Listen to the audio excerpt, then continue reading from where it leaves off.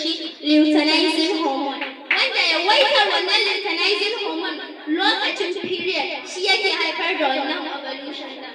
Sannan yana da sign and symptoms. Sign and symptoms ɗin ovulation ɗin nan ya haɗa da za ki ji tashin zuciya, ciwon mara, ciwon mara, canjin yanayi kamar ki tashi ki ji zafin zuciya, ɓacin rai da dai sauransu.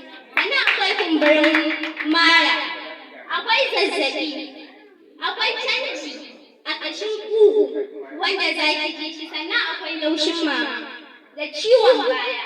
Wasu suna fama da ciwon ciki duk a wannan lokutan. Sannan idan aka ce ni ta yaya zan gane ina ovulation, mu ɗauki misali cewa ni period ɗina kwana 5 ne.